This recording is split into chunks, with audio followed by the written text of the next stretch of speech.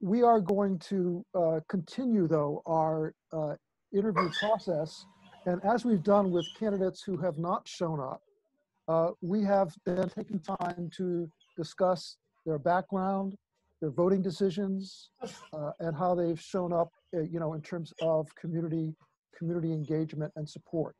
So again, it's important that we, everyone in our community gets to see all the different candidates, and even if they don't show up, like we've done with some of the candidates, so you go to our website and you can see, Troy Hashimoto's interview or Kyle Yamashita, but Tasha Kama. So these are different representatives who are elected at this point in time who decided not to engage in this process and communicate to our community in this way. So again, I think we just need to take a little time to talk about Yuki Lei. She is unopposed, so she will be going into the county council seat again.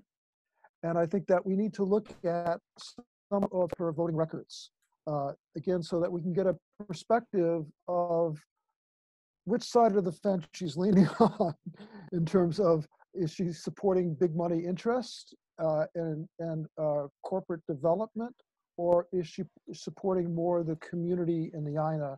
And this is a very important awareness to have, especially as we have this blank page moving into the future at this point in time with this post-pandemic realm that we're in right now.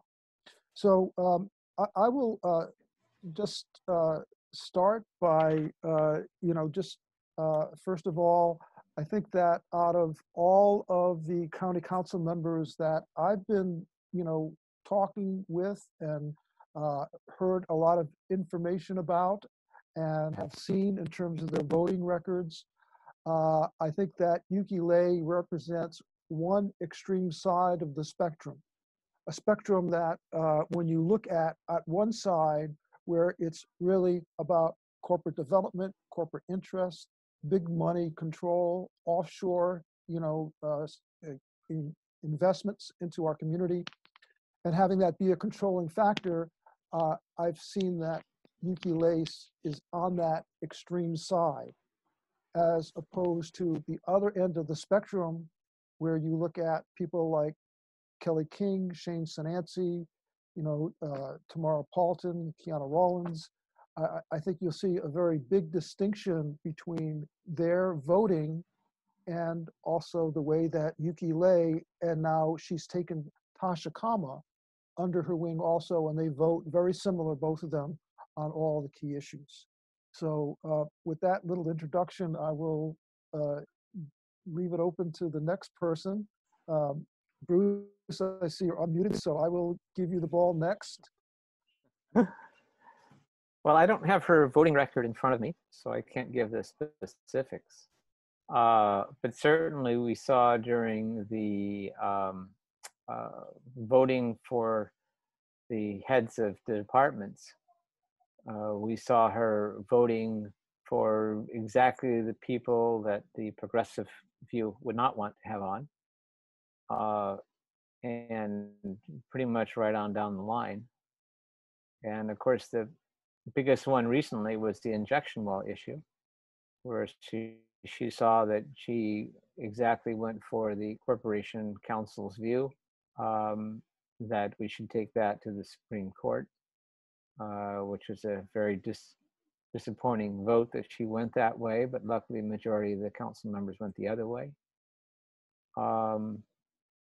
I haven't seen, I always like to see, what does a council member champion? What bill do they say, okay, I'm going to take it and go through the controversy and introduce? And other than the towing drunk drivers ordinance, I haven't really seen other things come out of her side that she has actually championed and moved forward with to get new legislation forward.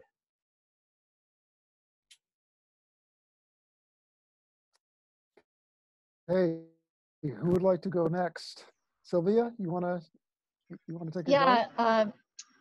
So my direct experience, just seeing how Yuki Lei operates was when I was helping with the sunscreen issue. And I realized that a lot of people didn't think that was the biggest environmental issue on the docket, but it was some way that we could gain traction environmentally, and it was within reach. And going to the Maui County Council for the testimonies for that issue was pretty amazing. All the people that showed up from the community to testify, you know, the Native Hawaiians who are seeing their seaweed disappearing that they cultivate, that they gather, and there was basically no one from the community who showed up to testify against the bill to protect our reefs from these chemicals, except for men in suits from Washington, D.C., from the chemical industry lobbyists. So they were the only ones testifying that we should still have these chemicals. And during the breaks, when they got off the podium, Yuki got up and went over to these people and was their best friend and continuing a conversation that it was obvious that she was working with these people. And so it was like, okay, I know that she votes against the environmentalist issues oftentimes, but just to see it happening so blatantly in front of our faces, that she was more connected to this guy in a suit from Washington, D.C. than all the hundreds of people who showed up from the community. So that kind of summed it up for me in real time, what she's about. And it concerns me when other people are running for office and they say that she's somebody that they feel in tune with. And I have to say that Alberta Jutley said specifically that she felt in tune with Yuki. And that scares me when people say that, because Yuki is in tune with people off island who represent big businesses. And however you feel about environmental causes and things like that, I think we all want more home rule and less people influencing what's happening here from the mainland and from big business.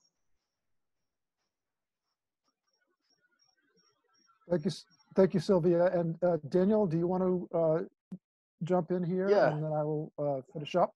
Okay, thank you, Paul.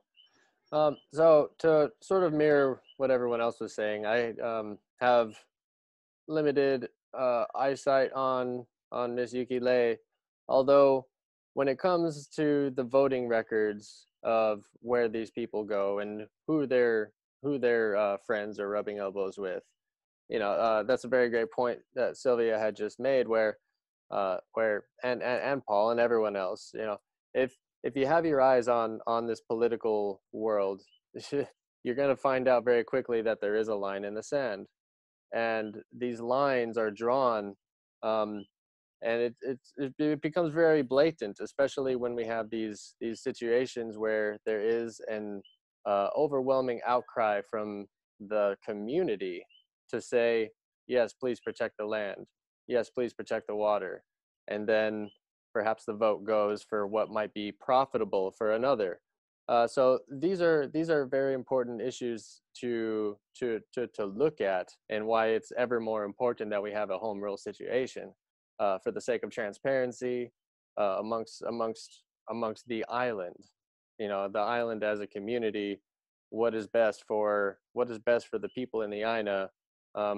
You know, not always reflects the profits. So that's why we have to all come together and figure that out. So, you know, just like the others who perhaps didn't show up, would love to have you on, love to have the conversation. Hey, Yuki Lei, why did you vote this way? Where does your heart lie in all this? You know, it'd be great to have that conversation, even if you are doing that, and you know, are you, you know, just show up and have the conversation. Love you. Thank you. Okay, Daniel, thank you for that. And let me just go over some of the actual voting that has occurred, again, to look at what we're talking about when we say that Yuki Lei is on this extreme side and there's this line drawn in the sand and she's on this one side. So here's how it actually translates into voting. First of all, we started off with final votes on department heads. So we had it for corporate counsel. Again, she voted for Mike Victorino's appointment, as well as planning, as well as prosecuting attorney. So these were offices where the progressives really wanted to see some change, but yet she voted to keep the former people in office. So that was starting off with one thing. Then there was the funding of the Wailuku Civic Center. Again, instead of monies going towards affordable housing and other issues that are desperately needed at this point in time, they were looking at having then this, really when you look at all the interests and all the other monies going into this Wailuku Civic Center, we were looking at over $100 million. The injection well issue. Again, she voted along with corporate counsel on that issue, as Bruce mentioned. We had also our charter amendment for the managing director. And again, she was against that. And then we have the support for the Ma'alea Resort and the development of Lani Apoko. So these were issues that there were some concerns about environmental and infrastructure things. So again, just as we just go down the line, even including outside special counsel, instead of using just corporate counsel for the county council members. So again, she voted for just having corporate counsel. So pretty much all these different votes that we're talking about, when you look at where the progressives are and where they're standing and how that impacts our community and the INA in a positive way, Yuki Lei voted just the opposite. So again, that's something for all of us to be consciously aware of. Yuki Lei is running for upcountry for county council again, but again, there's right now no one opposing her. So we will have Yuki Lei in the county council, but again, we have 9. So as long as we have a majority who are progressives, then we can really move things in a positive and uplifting way for our community. So it's crucial that we look at the candidates and look at who they represent, what they represent, and how are the types of decisions, or and what type of decisions will they make as we look into our future. Again, it's a clean slate. So we have just one more session left.